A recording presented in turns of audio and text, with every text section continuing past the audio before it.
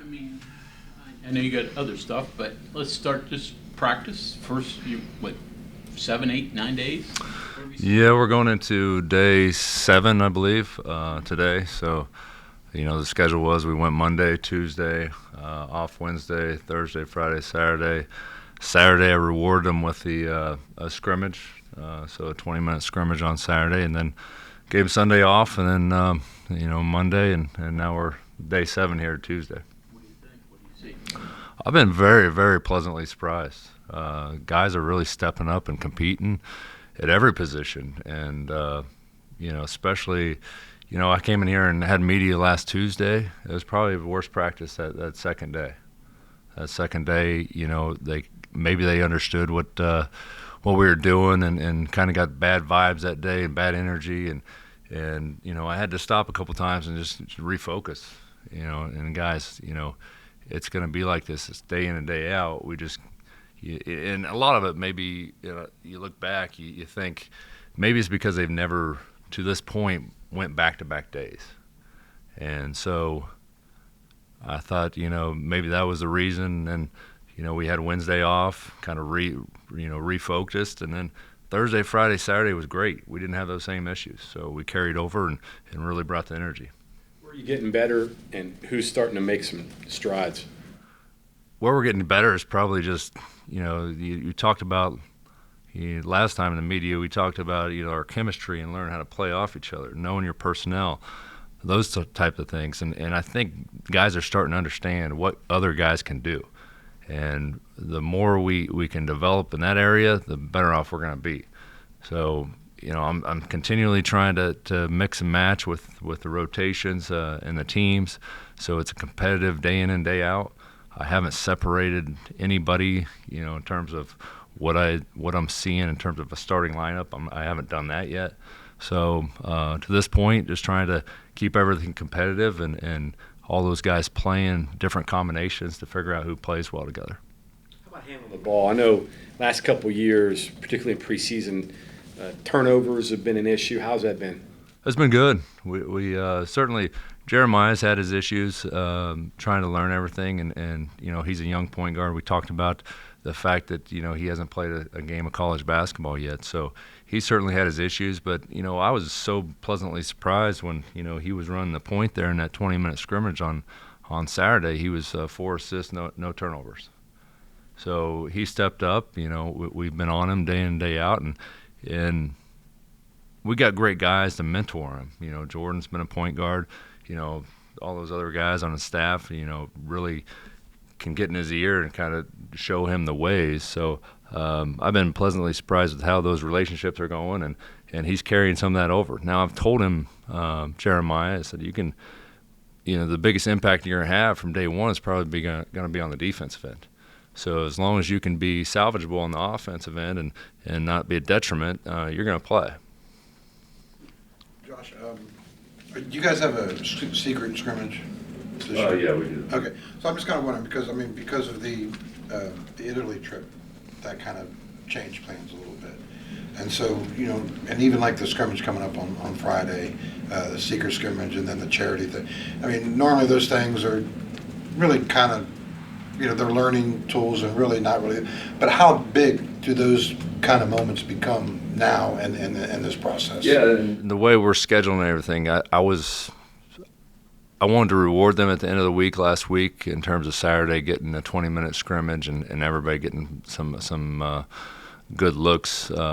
They practice and they drill and they practice and they drill. So getting that opportunity not only for them, for us as assistant coaches and me as a new head coach to simulate on the sideline. I'm going to do that. I did that last Saturday. I'm going to do it again this Saturday. And the following weekend, we'll have a close scrimmage against a legit opponent.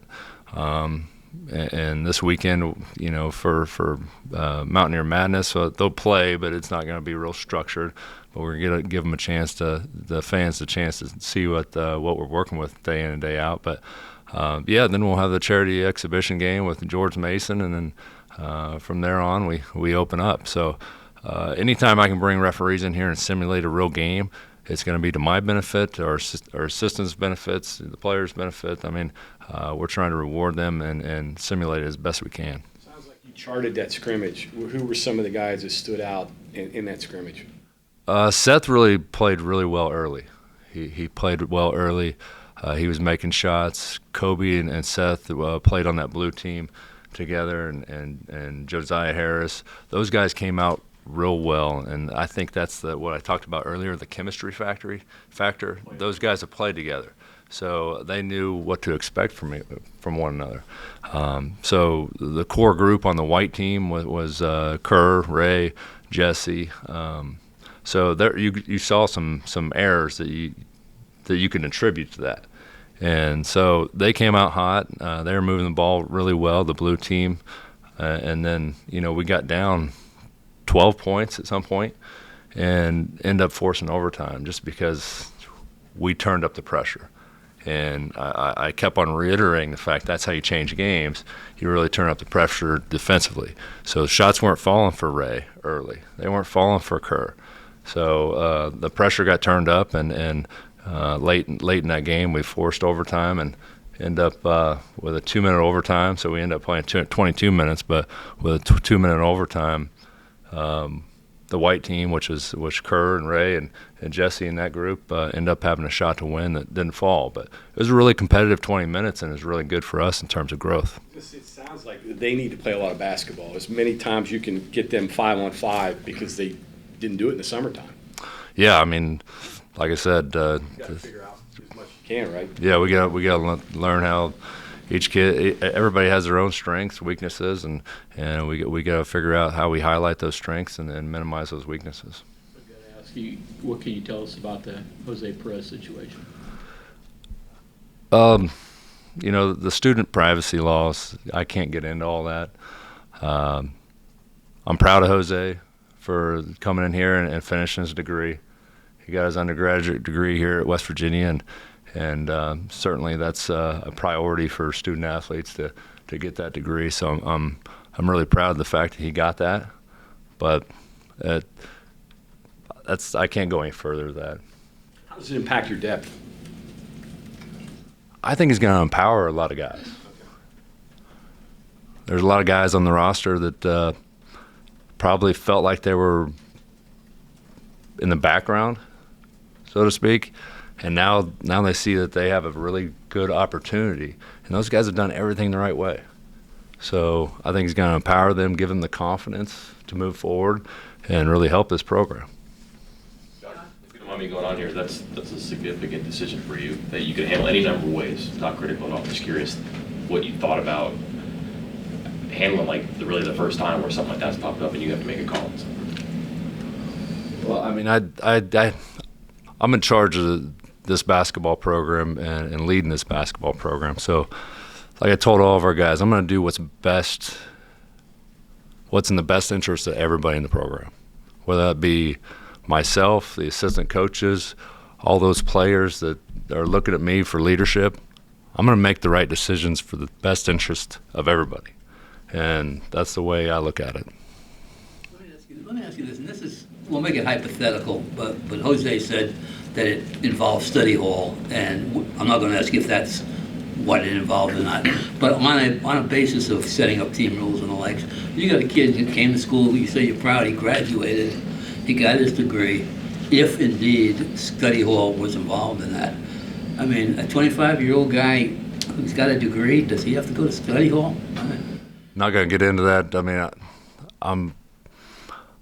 I talked about the non-negotiables in the first team meeting, and there's a lot of non-negotiables, and I wasn't going to compromise the integrity of the program and the culture of the program. So that's where I'm going to leave it. We're moving forward. We got a great group of guys and doing everybody else in the roster really doing everything the right way, and we're going to reward those guys, and we're going to move forward.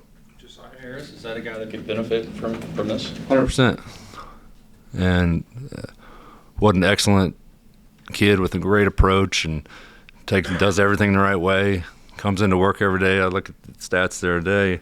I keep on talking about rebounding. I mean, rebounding's been an issue, and I think JoJo got like 8 rebounds in that 22 minutes. So he understands where he can be effective for us, and we want to keep empowering him and giving him that confidence to keep coming in every day and helping us. Can you tell us about Offrey? I think I'm pronouncing it right. And how you got on him and what you seen? Ofri's been Such a breath of fresh air as well. I mean, there's a language barrier there for sure to try to navigate in terms of teaching him, but he's got such great instincts for the game. And each and every day when we come out there, I feel like Ofri's getting better, and he's not trying to force anything. He's just letting the game come to him. But he does so many things for us. When at first you looked at him, you're like, well, this is a big, strong, this is a man's league. Is he going to be able to help us? And we've really prioritized, diet and nutrition and the weight room with him. And once he gets that strength, he's going to be a force because he's got a natural instinct for the game. So he's going to, at first you thought, well, maybe he's not going to get very many, minutes and we're going to develop him. But we're looking at Ofrey as playing a significant role. Deshawn was connected through some people. Deshawn played overseas for a number of years in Israel, and I think he had some connections there. And people that he got to know, reached out, and we started looking at his film, and he was very intriguing. I wish he'd had another 30 pounds of size to him and mass to him when he showed up, but we'll get there with him, and we're excited to have him. And Deshawn's been great with those connections and bringing him in that fill a void that we needed to fill, right away in this summer. So. You mentioned Jeremiah. Do you have anyone who can kind of fill that Keedy Johnson role of being an on-ball defender like that and kind of getting into someone's face up and down the court? Kobe's probably the guy. You kind of got to stay on Kobe in terms of being aggressive offensively, because you guys have watched him over the course of several years that, that wasn't his game. His confidence is starting to skyrocket. I think I talked about that last time we had a media session. From last year to this year, he's probably by far the most improved guy from a carryover standpoint. And he's going to be the one that, probably picks up a lot of minutes as a backup point guard at this point, mainly because Jeremiah is, to a point that we still got to get him some reps and figure out where he is. When we start getting into those bye games and those non-conference games. But when things get tough, we know Kobe's got that experience to go out there and run the show. And as a point guard, he's showing that experience. Now back to the defensive end, he is the guy that, with the length and athleticism that can stay in front of someone. Is he as quick twitch as Keedy? Probably not. But if I had to go to someone to get a stop and lock someone down, that's Kobe Johnson. You mentioned concerned about rebounding.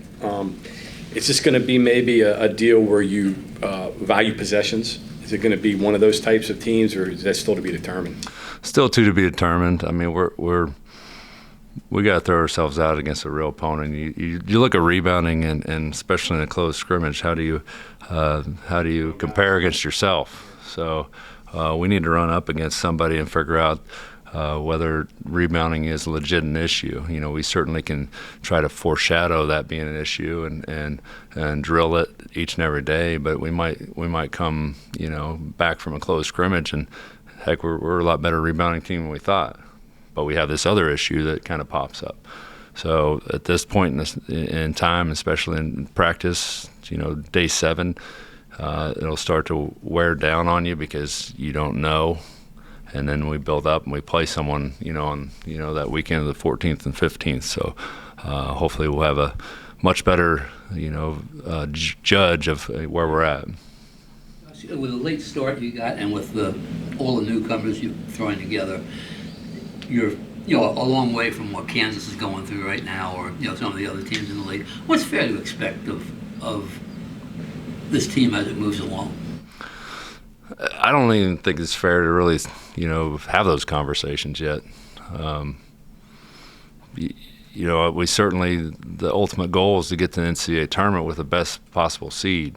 And that's, I had those guys get together and do their team goals. And so many times over the years I've seen the lofty goals, and nobody really put together the goals and the system in place to get there.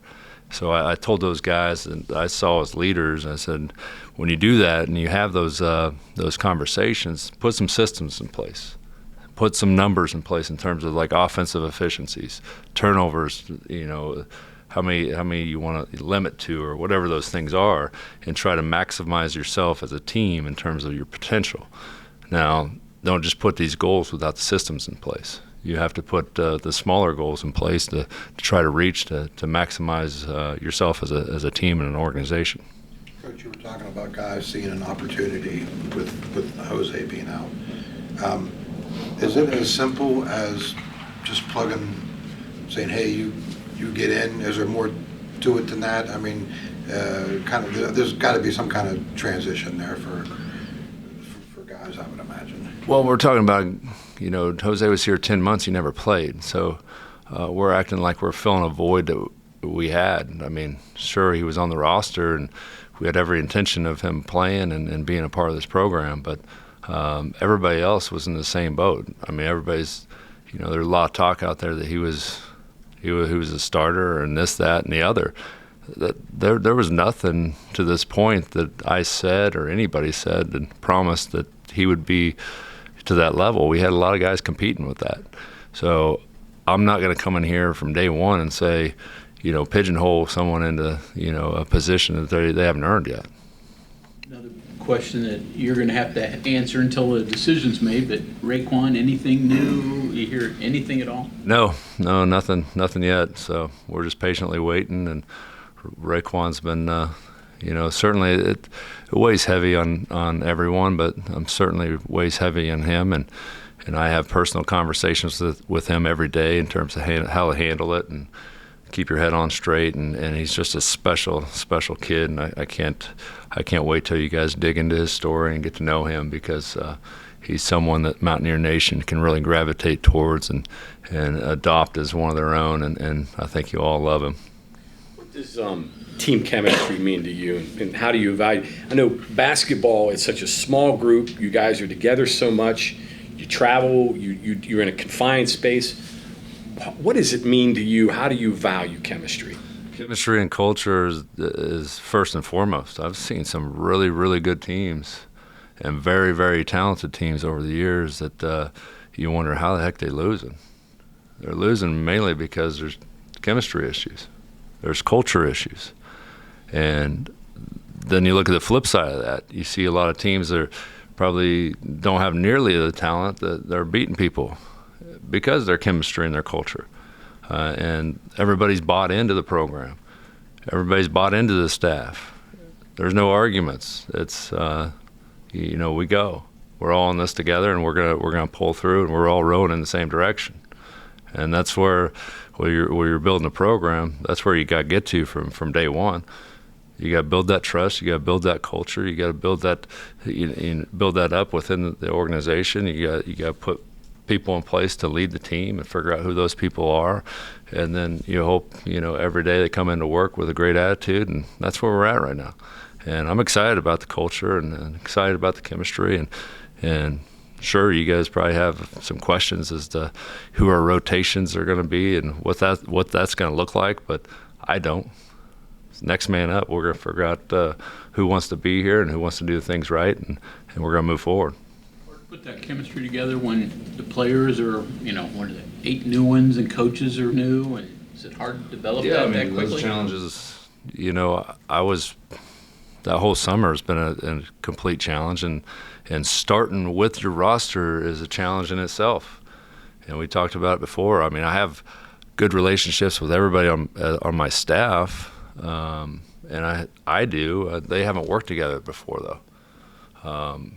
Alex and DJ worked together a little bit, and as Alex was a GA last year, DeMar was an assistant, but we're bringing in Jordan McCabe, we're bringing in Deshawn Butler, so building that staff chemistry is just as important. And we meet every day, and we go over everything together, and we're always on the same page, and we don't always agree, but at the end of the day, we come to a conclusion, and this is the way we move forward. So sure, the staff chemistry is important, the team chemistry is important, and how we gel as a staff and as the athletes together. I mean, that's important as well, just as important. You mentioned the language barrier with offering. How do you deal with that? Is that something, do you have past experience with that at all? I probably overplayed that. I mean, he speaks good English, but when you talk about from a basketball standpoint, the barriers even exist within all the other players that they might be 3 or 4 or 5 year guys that played with under different structures, under different systems, under different coaches. So not only is he coming in fresh and new, he's also got his English is a second language, so he's learned as well. So yeah, there's barriers, and we're just trying to pull everything together. He just has that extra barrier with English being his second language. But he speaks good English, and he's getting there.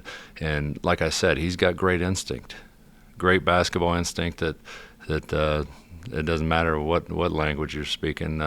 If you have that, it certainly helps. Josh, your Friday night event has some stuff that a lot of schools don't do anymore, dunk contest and things like that. Why'd you pick the format you picked? I had some input, but not a whole lot. I certainly wanted you guys to be able to, the fans, to be able to come out and see that. I wanted it to be more interactive. I certainly said that. They're going to play there at the end, and it's going to be kind of non-structured. But I wanted it to be interactive, where the fans could come out, get to know the guys, get some autographs, and it's going to be a great event. Just, I encourage all those fans to come out and get their picture taken with the new guys, get to know them, ask a couple questions, but it'll be fun. We're going to do a 3-point contest, get some assistants involved, and you might get to see Deshawn out there shooting some balls, and I'm sure those guys, once they hear there's going to be in the gym late at night, because they are pretty hardcore competitors. So, but we got great athletes as well, and let's showcase it. Clubhouse on the dunk contest? Do you have a? I don't know. You have to ask Vegas on that one. You mentioned your offense kind of been a work in progress. How's that coming along? I kind of, I had lofty goals on how fast we could put it in. I would say from my standpoint, in the bare bones, I got about a third of it in. But I'm not going to push too hard. It's a long season. It really is. And I would rather them be locked in 100% on what we're doing than to, be looking around with a bunch of questions, because I've just kind of crippled them with too much. So I've kind of paused the last few days on adding too much, and we've just been drilling it 5 on 0. So they're getting really good in terms of, I wouldn't say, I'll back up a little bit. It's not really good crisp-wise where I want it to be, but the progress they're making has been very good. I mean, I'm excited about that. Nomenclature and terminology, is it different wording? It is. I mean, you take that for granted sometimes when you start using phrases, because every coach uses different phrases. Yeah. And so, that's not lost on me. Every once in a while, I'll just stop and say, you understand what we're talking about? This is a smash cut. It might be called something else, in a different program, but this is how we the terminology we use here. And we're on the same page in terms of our assistants, and we just got to figure out that, sometimes you see some question marks floating through people's heads, and you got to slow down and just teach a little bit. Coach, you were talking about Josiah earlier, and I had a chance to ask you about this earlier, but he's still on track to graduate in December, right? He's been here, a year and a half? Yeah. So, what kind of kid is he that is enables him to graduate in a year and a half? No, I brought it up the other day with him. We're getting some food, and I said something about classes and how things are going, and it just, every time I talk to him, it's an incredible story in terms of how he can graduate that quickly, being a sophomore in college. And he looked at me, he said, they're paying for it. Why wouldn't I take as many classes as I can? And you just don't hear that from college athletes anymore. He's taking advantage of what's put in front of him. While someone's paying for it, he's going to take as many classes as possible and get the best possible education. And that's a beautiful thing, and it's refreshing to hear in 2023.